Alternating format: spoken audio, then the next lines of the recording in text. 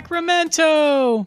Hello and welcome to the 916 Republic podcast. I'm your host, Nolan, and I'm excited to be introducing this week's guest, Alicia Rodriguez. Alicia is a full-time reporter for SB Nation. She covers the Republic as well as LAFC, the LA Galaxy, and the San Jose Earthquakes. Scott and I talked with Alicia about her background covering professional soccer in California. We spoke a little bit about the difference between USL and MLS. We asked her what's been the biggest surprise since moving to cover the Republic full time, and also talked with Alicia about her perspective on the miracle at Bonney, which was interesting because she was a journalist covering the LA Galaxy and the LA Galaxy 2 at the time. So it was really insightful to hear what she had to say about that night that is so fondly remembered by the Sacramento loyal. Yeah, so we really appreciate Alicia coming on the show. And hopefully we'll be hearing from her more often in the future as hopefully the MLS season gets back underway at some point. And we need to call in an expert to bring us up to date on all things MLS that are going on in the state of California. And around the Sacramento, because Sacramento will be playing those MLS teams in the near future. But before we get into the interview with Alicia, Scott has a quick announcement for everyone. Yeah, so we are now a part of the Beautiful Game Network. And if you don't know what that is, it is a collection of independent podcasts that all cover soccer. I think almost every USL championship team is represented. A lot of the USL League One teams are represented. A lot of Major League Soccer teams, NWSL teams are represented. And so what that gives us is a connection to all of those people. So we can have different kinds of guests on, and it gives us the opportunity to get our name out there a little bit more. And it also gives us some access to a few more sponsors. So the Beautiful Game Network is sponsored by Roughnecks Scarfs and Icarus FC, I believe is how it's pronounced, they make jerseys. So that gives us as podcast hosts the ability to bring different types of content and hopefully better quality content. So especially in this time where there's no soccer going on, we should be able to continue to give you guys great interviews and great stuff to listen to. So we, again, are now a part of the Beautiful Game Network. Go check them out. BGN.fm is their website. They're also on Twitter and social media and everything like that at BGN. And so yeah, we are now a part of them. We are super excited. This has been one of our goals to become a part of the Beautiful Game Network for a while now. And we couldn't be more happy with how our podcast has grown. And we are just excited that being a part of the Beautiful Game Network will hopefully allow it to continue to grow. So check them out on social media, and check us out on social media, 916 Republic on YouTube, Facebook, Instagram, Twitter, Reddit, Patreon. All of those things help us to grow, help us to have a little bit bigger reach, which gives us a bigger impact when talking with players and coaches and former players, former coaches, and people that cover the team. The more people know us, the more people we can hopefully get on the show. So give us a follow, give us a like, retweet, whatever it is. And with that, we just have one more quick message, and then we will get to the Alicia Rodriguez interview. All right, and we are joined now by Alicia Rodriguez of SB Nation, and I guess multiple sites under SB Nation. Alicia, why don't you just tell us a little bit about yourself? Yeah, sure. Thanks for having me on, first of all. Appreciate the invitation. So like you said, I work for SB Nation now. And at present, I'm actively writing on 5 different sites. I'm writing on the Sacramento Republic site, Indomitable City Soccer, as well as the MLS teams, Angels on Parade for LAFC, LAG Confidential for the LA Galaxy, and Centerline Soccer for the San Jose Earthquakes. And then I have dipped my toe into NBA coverage by chipping in on Clips Nation for the LA Clippers. So I'm wearing many hats at this point, let's just say. So you said, just to clarify, that you cover the Earthquakes, the Galaxy, LAFC, Sac Republic, and the Clippers. Yeah, obviously to varying degrees. I'm the soccer person basically. So I'm pretty hardcore on all the soccer sites. I would definitely say at this point for the Clippers, I'm sort of helping out at this stage, but no, very very heavily into the all the soccer stuff right now. Awesome. Well, how did you get into writing for SB Nation and just covering sports in general? Yeah, so I was in grad school. It was about a decade ago, and um, I was looking for something to do, some sort of hobby or something to kind of blow off some steam. I was reading all these independent soccer blogs that were around at the time. Most of them aren't around anymore. Um, and I was reading them, and I was like, kind of arrogantly thinking, you know what, I can do this too. I think I could write about soccer. I think it'd be interesting. So I started reaching out to people and I got some opportunities, and basically one thing led to another. Within about, well, less than 6 months, I'd say about 3 or 4 months from when I started writing about MLS, I was offered a paid job.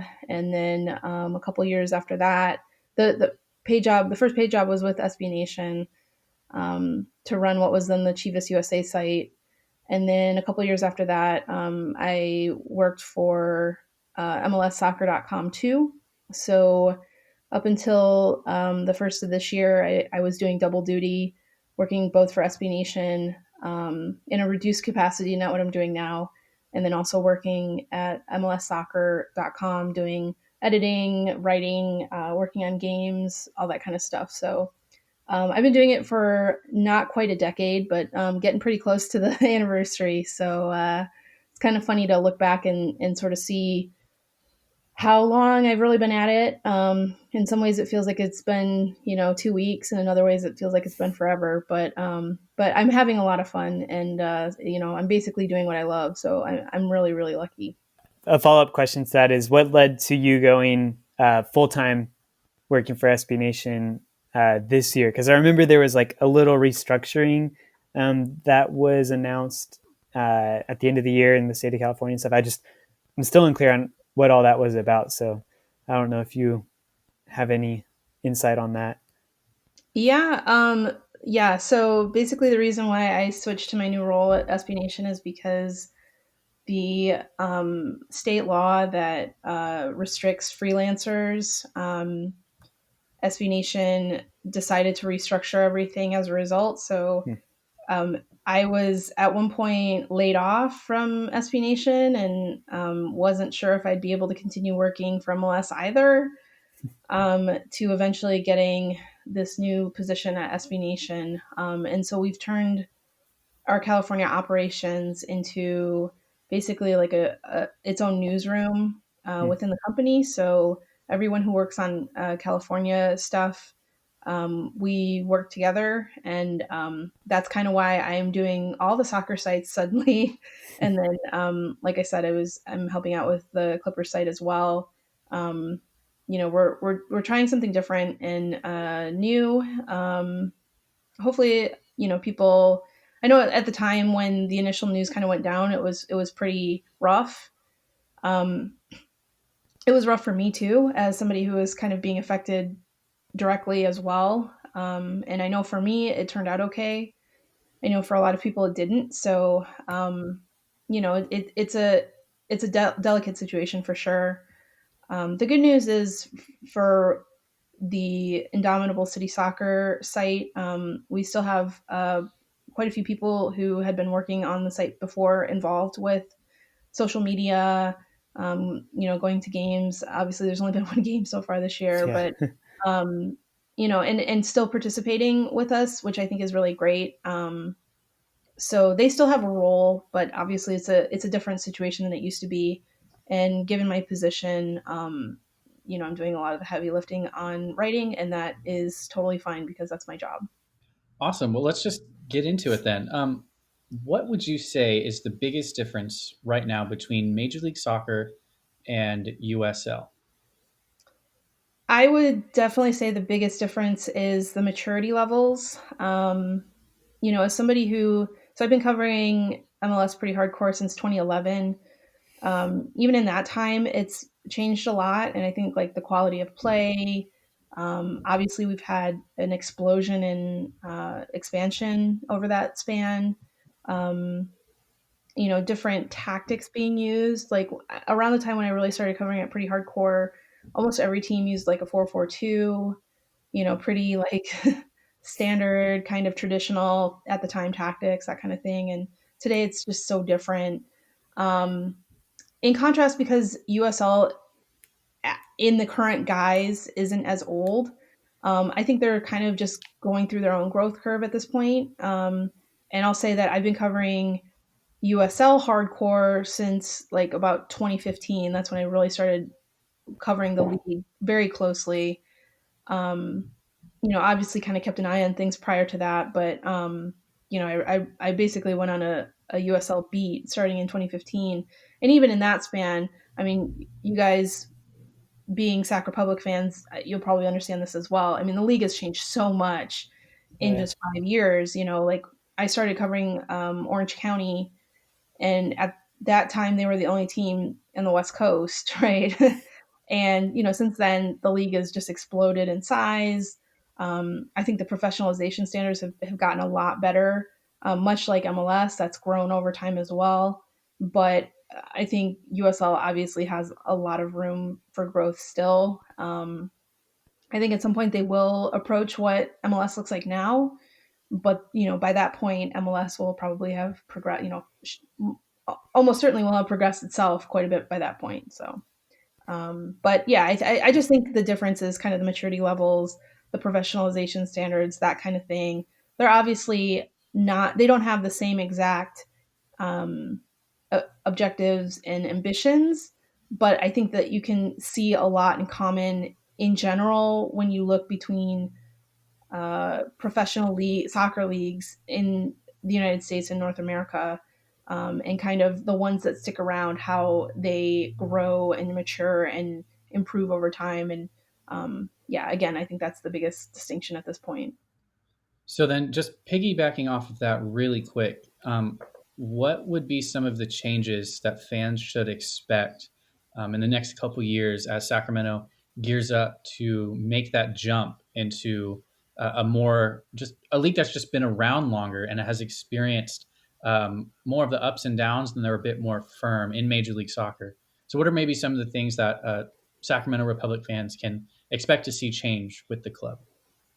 Yeah, I think one of the things that's going to be really interesting to see is we used to have this idea that in MLS, an expansion team that was starting from scratch, that is a team that didn't exist prior to joining MLS.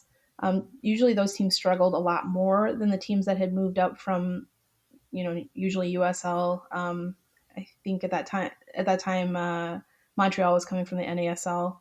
Um, and in the last few years, that's reversed, right? So like Atlanta United, LAFC, we'll see with Inter Miami, they're the latest example. In the case of Atlanta and LAFC, they basically they've set the curve so high that it's really tough for new expansion teams to make a case that like, okay, we're just gonna enter the league, we're gonna do the best we can, and then eventually we're gonna be competitive, right? Like that was the paradigm for expansion teams for the most part prior to the last like 3 years or so. And now I think it's going to be interesting to see how teams like Sacramento, Nashville, how they adjust to going from that move from one league to another league. How many players do we carry over? Do we is it worth it to be loyal to the players that we brought from the prior league, or do we need to like make a clean break and basically treat this as a brand new team? Even Minnesota, who made the switch, they got rid of almost everyone from their NASL roster, but they still like really did a terrible job building their first MLS roster. So, I mean, they were basically like starting from square one. So for me, I think that's the biggest challenge. First, to see how the teams that already exist, how they adjust in the next year or so, year or two, before Sacramento gets in there, and see if there's any kind of particular lessons or examples of what to do or what not to do they should follow. And then, yeah, I mean, it's just going to be a matter of like having the money, having the right people in charge, and finding that roster that can compete as quickly as possible. Assuming Sacramento doesn't want to be Cincinnati and kind of languish at the bottom of the table all season, which I imagine they don't. Yeah, that's I think to me going to be the most interesting development as we watch them approach MLS. That's interesting. You mentioned LAFC, and were you covering the team when they first entered the league? Was that 2 years ago? Yeah, so I previously covered Chivas USA, and then I covered them until they died, and then I waited until LAFC came around. So Dang. I was yeah, pretty into the minutia of LAFC. Yeah, and then they built a new stadium and everything for their first season in 2018. Dang. Have you been to a game at is it the Bank of America Arena? Bank of California. Bank Yeah. of California, that's right. Yeah. Dang. Yeah, I have. It's a really nice venue. I wish I could go to more venues. I mostly have worked remotely and get to do the local games here and there. But no, it's a great stadium. I think there's been a lot of hype paid to it, and I think probably people outside of the fan base probably hate that. But I think there's a lot to back up the hype. It is pretty cool to go there, to be in the city, to have that kind of peekaboo corner of the LA skyline. It's a pretty intimate setting. Yeah, it's really nice. So yeah. Dang. Well, I have a question just about your time so far covering the Republic. I know it hasn't been super long, and now with games not being played, there's not a whole lot to observe. But what, if anything, has surprised you most about covering the team since you started at the beginning of this year? Like, you obviously knew about the team and followed it loosely in your coverage of the other California, USL, and MLS teams. But yeah, what's been the biggest surprise so far? Just about anything. I don't want to sound too I don't want this to sound too simplistic, but after the first game, so it was a 1-1 draw. Obviously, Sacramento had the lead, and then they conceded late. I thought the goal that they gave up, that was like one of those killer ones where just the other team had a great play, right? Like, of course it was a breakdown, but it was one of those like a great through ball, and then the right person to finish it was there, and that kind of thing happens, right? Especially on opening night. So when I wrote my recap about it, I was like, it's a point, it's a nice starting point, and a lot of the fans were like, "What are you talking about? It was it was like basically a loss. They should have won that. Oh, what a waste." Which I think it was a good lesson for me, because not that I didn't think there were high standards. Of course, I know that there's high standards in Sacramento. But I do think that, as given my position, even with the, my own teams, I tend to have a little bit of a reserve, if it's like, okay, if I'm thinking about it rationally, a draw, a 1-1 draw at home on opening day, that's a pretty good result, not perfect, that's pretty good. Whereas it was a little bit of a wake up to be like, no, what are you talking about? That was terrible. And I was like, okay, I mean, I still maintain it was a decent result, but I hear you, which was good, because again, I think, I talked to Mark Briggs before the season, and he was like, expectations are sky high here, and it's like, okay, that's a good reminder that they are. And that's, I think that's a good thing, because, typically fan bases where expectations are kind of middle of the road tend to have a lot of struggle. So, holding the club accountable, I think is a good thing. Yeah. So, speaking of another game, Nolan and I recently rewatched the 2014 USL semifinal game against the LA Galaxy 2. And you said that you were you've been covering the Galaxy and before that Chivas and San Jose for a while. And we were talking just before the interview started, and you said that you were kind of covering LA Galaxy too from a distance, but you were covering them during the time that Sacramento and LA played. And one of the things that stood out from this game for Nolan and I is that Sacramento was actually pretty lucky. But I'm interested to hear from someone that was watching this game from the LA Galaxy 2 perspective. Do you share that sentiment that Sacramento got lucky, or maybe LA Galaxy 2 were unlucky? Well, I think that probably in any game where you collapse, there's Yeah. probably some sort of luck involved for the team that makes the comeback. The comebacks have been big this week. I've been watching a lot of the archive games that various leagues have been putting out, and like MLS put out the biggest playoff comeback earlier this week, and I watched that one, and then I thought about Miracle at Bonney, and I watched that and wrote about it, and yeah, I mean, I think on some level it's if you were to have a great game, you probably wouldn't have gone down big to begin with, right? And then you probably need some element of luck to get back into it, whether it's drawing multiple penalties and having those called, or just having the other team switch off long enough for you to get a couple goals and push through to to get the go ahead one, whatever it may be. But I think that game is really interesting because maybe things may have ended up the way that they did anyway, but I think it's kind of like, to me, that's sort of a turning point game, because if you remember, LA Galaxy 2 and Sacramento Republic were both new. Galaxy 2, they were the first MLS 2 team, right? And at that time, we weren't really sure if MLS 2 teams were going to be stronger than the independent teams, if they were going to be, pretty much the same, if they were going to be weaker. I think over time, we've seen that in general, MLS 2 teams are weaker, although there are exceptions. There's been, a couple exceptions that either make it to title games or go, actually win it, like Real Monarchs did last year. So to me, that was kind of an interesting moment in time, because I feel like as the independent team, Sacramento was like, okay. Also, they had Preki, right? Like, I'm familiar with Preki, never say die. Like, we are not going to just hang our heads and play out the rest of the game. Like, we are going to fight until, the final whistle kind of attitude. But I think it was a situation where, obviously, I think the LA Galaxy 2 wanted to win, but like on some level, it's like, hey, we're the reserve team of the MLS team. Like, easy come, easy go, And I think for Sacramento, it was like, okay, we need to win this game.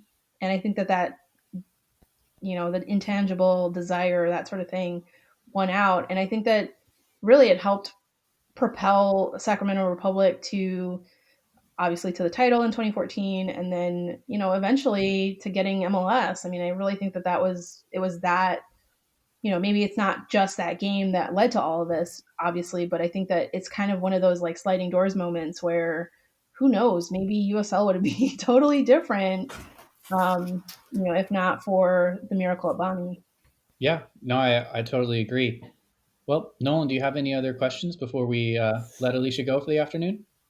Maybe just how we can connect with you on Twitter, Instagram, whatever platforms you guys are on. Either I don't know how active you are on Twitter, but the ICS account, I think, is on there. Is it at Indomitable City Soccer? You can look up Indomitable City Soccer, but the actual handle on Twitter is at Blurbs Indomita, BLURBSINDOMITA. You can follow me, my personal account, at Soccer Musings, on Twitter. I, as the account indicates, talk mostly about soccer, and for the most part, I follow American soccer, MLS, and USL hardcore. When the games are in session, I watch pretty much all of them. Can't watch all the USL ones, but I try to take in as many as possible, and then I try to watch every MLS game if I can. So try to keep Wow. up with everything. So yeah, I'll be giving my musings about soccer on there pretty regularly. Awesome. We will link those in the show notes as well. But yeah, I think I am good. Scott, anything else?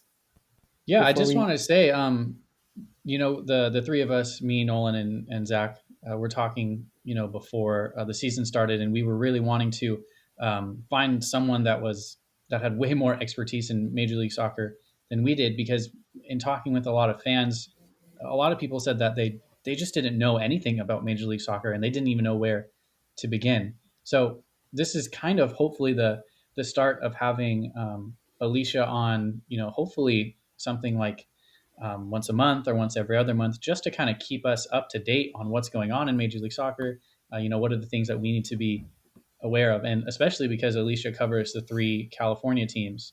It's good to have her on. So follow everything that she does, even if it's an earthquakes thing or LAFC or the Galaxy. She's going to be way more in the know than somebody that writes nationally. So, Alicia, thanks for coming on the show. Yeah, thanks for the endorsement. I appreciate it. But no, for sure. Yeah, I mean, like I said, I get to do some cool stuff that I love doing. So I am happy to chat about any Sac Republic happenings, MLS, USL, you name it. That's what I'm here to do. So thanks again for having me on, guys. I appreciate it. Yep. All right. Talk to you soon.